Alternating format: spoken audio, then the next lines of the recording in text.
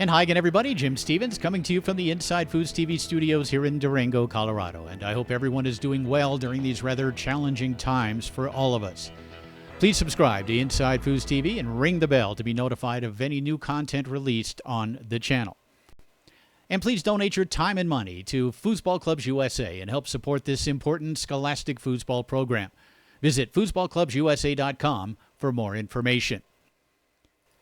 And please visit InsideFoos.com to select from more than 200 different video titles, season packages, and the complete video collection, which includes more than 2,400 hours of pro foosball action from the past 27 years. We've got some brand new content for you, this time from InsideFoosTV creator Rishabh Singawne. Rishabh has been working with us for about 6 months and has proven to be a man of many skills and a major asset to the InsideFoos project. This new InsideFoosTV release focuses on the women of foosball. Rishabh interviewed 2 of America's top players for Volume 1 of this series, 2 ladies who are both world champions and World Cup gold medalists, and tremendous representatives of both their country and the sport of table soccer. So, without further ado, let's spend some time with Midori Kimura and Sullivan as Rishabh Singawne and InsideFoosTV bring you The Women in Foosball, Volume 1. Linda can't connect on the pass. Quickly up the table.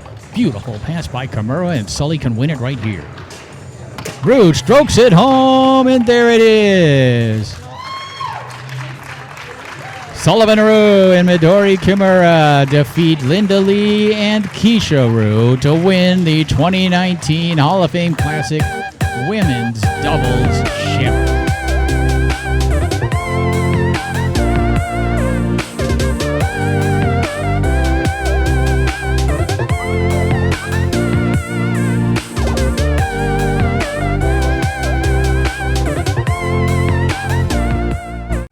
Midori Kimura. I'm from Tampa, Florida, and I play professional foosball. I'm Sullivan Rue. I'm from Crowley, Louisiana, and I play foosball. I started playing, I've been around it my whole life. I think I played for the first time when I was about 13, so about 13 years. And it wasn't competitive at all. It was just there, and it was bound to happen. I was about, you get caught playing it and you just get addicted to it. So that's kind of, from being around it, I knew it was going to happen eventually. I tried to not play, and I played on and off kind of as a teenager, not like competitive, just thought it was fun. And then around 18, 19, I think I started to take it a little more serious. Really wanted to win then, and since then I've been trying a little harder. I've been playing since I could stand up, and I've been competing since I was probably 5 or 6, and it all started from my parents. I've always come to the tournament since I was a baby. This one is really shameful. I hate to admit it, I want to lie so bad. I don't spend as much time as I should. Leading up to a tournament, it's more though. So I would say leading up to a tournament, we usually have like one good foos night a week where we'll just play for 4 or 5 hours, one day a week for like a month or 2 before the tournament. But besides that, it's really bad. It's only like 5-10 minutes a day, if that. I try to play every day, so every day I get a little time in. I like both. I think I originally started off just playing goalie. I think a lot of people kind of do that, and then I knew I was better at that, so that was kind of why I liked it better. Then I started playing forward more. Now I feel pretty comfortable playing both, and I like having partners that sometimes I'm playing goalie, sometimes I'm playing forward. So it's fun to switch back and forth, and also that's why I like singles too. So I don't really have, if I absolutely had to pick, I don't know, maybe forward, but I have both. My shot. I think everyone knows my shot is a pull shot. I don't know if it's my favorite shot, it's just the only thing that I'm okay at. From the goal, I like shooting a push kick. I'd rather forward, and my favorite shot is a push shot. That's my main shot. Probably 1 to 2 a year. I think that would be Vegas and Worlds, and then the World Cup, so every other year. Hopefully it'll be more. I'm going to try and go to more tournaments that are on some other tables, so hopefully more than 2. We try to go to 5 or 6 majors every year, and then World Cup every 2 years. It depends really. If I know the match before me is playing, maybe I'll go watch, or just kind of warm up whatever I'm not feeling super confident in at that moment. It just kind of depends on how I'm feeling in that moment, so it's always different. I don't have like a set routine that I do before I play, so I just kind of go on how I feel. I like to study the player's game for their match before, so I watch their matches before they play me, and I like to obviously warm up. And if I'm playing doubles, I talk to my partner about strategy and defense and stuff like that. It's definitely going to be being a member of the Women's World Cup team, and then being able to win that with all those ladies was amazing. And it was my first time being a part of the women's team, so I was already, like, it was already a win, and then for us to take home the gold was pretty cool. I won Worlds when I was 14. I won women's doubles with Elisa Baumbach. That was probably the biggest, and that's what started everything. And then also winning World Cup this past summer with the women's team in Spain. Definitely, I would like to go to more tournaments as far as different tables, multi-table tournaments. I want to go to Landhart Worlds this year. Hopefully things can go back to normal so I can go. And then I would love to do like a Bonzini or a Garlando. Like obviously always Tornado, but I'd like to expand a little bit. After World Cup, it's just like I want to do multi-tables. I hope to win world titles on other countries' tables, so I'd like to go to other countries and play on their worlds and stuff like that. Attitude is definitely a factor, whether it's like just your mindset. Like I always try and go into a match saying like I have to beat them. Like I never try and be too confident because whenever I have it, it's absolutely not gone my way. And even with other people I've seen, like I've played them and something's going their way and then it turns around in 2 seconds and then like they just self-destruct. But that's the thing, is like it fluctuates so much during a match that, you know, you always just want to kind of stay level-headed because anything can change in 2 seconds. So I would say definitely affects. If you can try and stay like pretty in the middle, don't get ahead of yourself and don't like get discouraged either. Attitude is everything because you can be down by a lot, but that doesn't mean you're going to lose. If you have a positive attitude, you can come back no matter how far down you are in the game.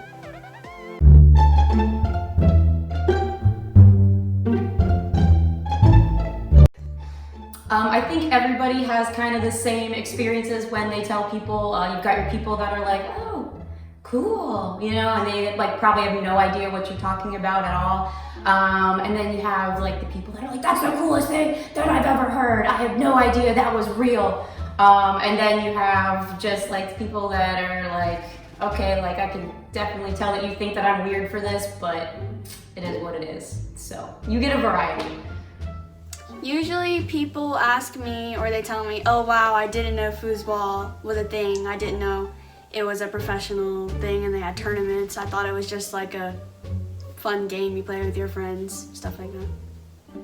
So I don't know how funny this is, but for lack of a better answer, when I was playing my singles final at Worlds last year against Cindy, like I completely forgot what game it was, and like I thought that it was the second game and she had won the first game, and I thought I had won the second game and I cleared the points, and Brandon was reffing and he was like, it's win by 2, Midori. And I was like, yeah, in the third game, and he was like, this is the third game. And I was like, no, it's not, I have not won a game. And it turned into like this big thing where I think I even had like Cindy convinced that like she was up a game and I hadn't won a game. She was like, I think she's right. And then Jim had to stop commentating. He was like, Midori, this is the third game. And I just like could not for the life of me remember that like another game had happened. And then afterwards reading my text, everyone was like, Midori, what are you doing right now? Like, what are you doing? Get it together. So I don't know if that's funny, but I felt pretty dumb. One time I was playing in a semis match with my partner Pam DeVito. We used to play rookies, I think. And I was playing and it was game ball and the gum fell out of my mouth that I was chewing and it fell on the ground. So that was probably the funniest thing. I'm gonna go with anyone who has a better defense than me. Yeah. My defense can improve a lot, and so I don't know who exactly I would use, but I would use better defense from anybody. Oof, it's definitely don't lose it backwards because that's a thing that I do often. I just get like so nervous and like I get shaky, and on multiple occasions on match ball I've turned the ball over like backwards to my opponent. Multiple times in a match I've done this. So I'm usually thinking like if you can just put the ball on goal, that's a win. Okay. I have to tell myself not to rush because I do that a lot when I get excited or I get super nervous, I just rush. So I think, should I take a timeout or should I just shoot it? How long should I wait? Do I go long or do I not go long because everyone thinks I'm going to go long? So I think about that kind of stuff. I don't think women trash talk too much. I mean, you have Cindy who gets really fired up, but she definitely doesn't, talk trash. When I was younger, it intimidated me so much. But now, I mean, it's kind of like fun. I like when she does it. Gets me fired up too. Okay. Yeah, there definitely is trash talking in women's. I just try to laugh it off when it happens. I don't take offense to it because people get really intense. So usually I just take a timeout and I walk it off or I laugh it off, whatever. If I'm playing doubles, usually me and Midori, we take a timeout, we laugh about it, we talk about it, but other than that, it doesn't really get to me too much. I mean, there's a bunch. Definitely, I mean, I'm gonna have to go back to our World Cup match, which even though I got beat up really bad in that match, it worked out in the end, and like obviously I'll remember it forever.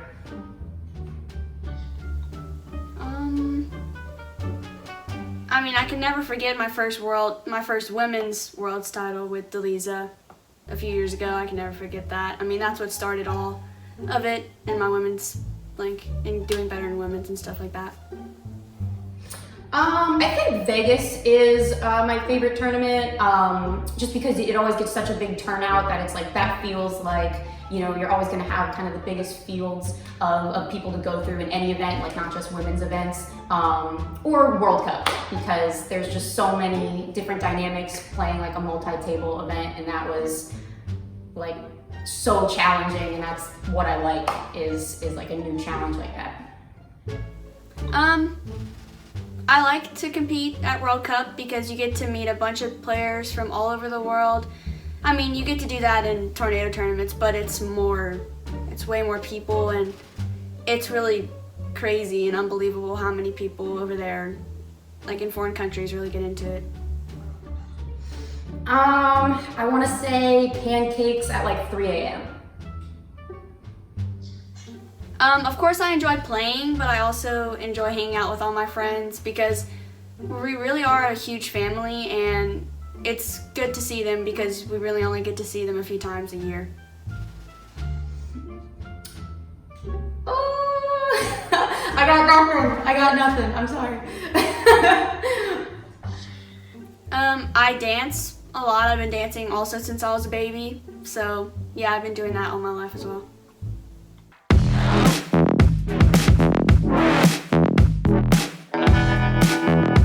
I don't know if I grew up with like one specific role model, but I mean, you definitely as a kid seeing like Cindy's name on every single banner around the room is motivational like in itself. It's like you just look around and it's like, Cindy, Cindy, Cindy, and you want it to be like Midori, Midori, Midori.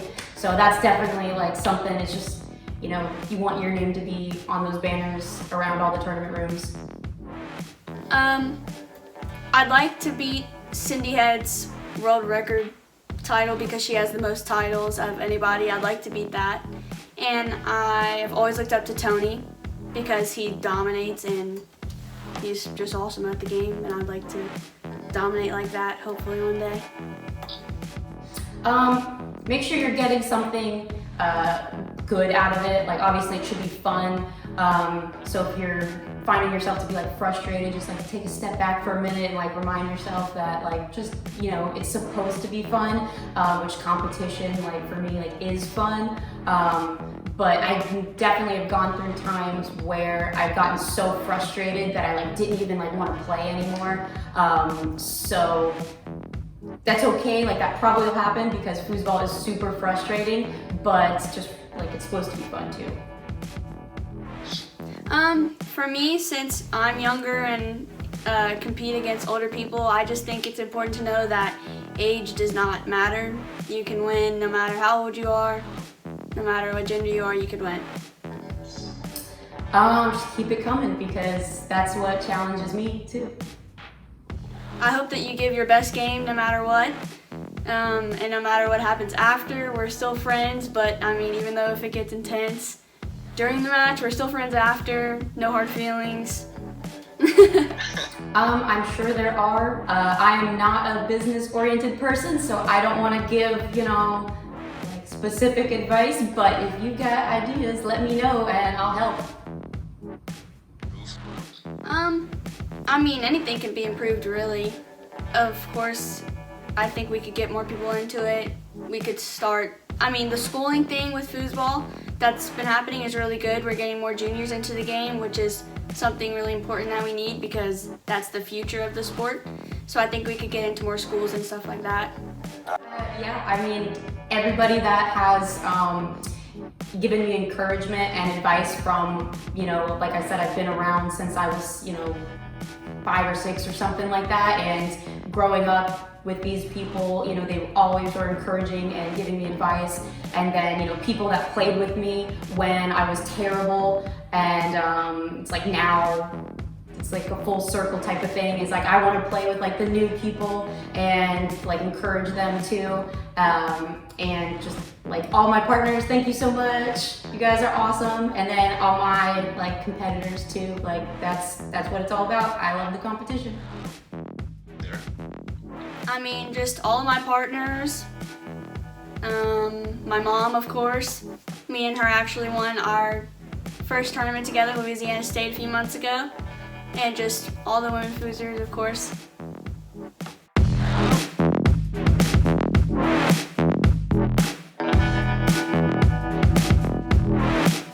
All right, watch InsideFoosTV on YouTube. Watch InsideFoosTV on YouTube.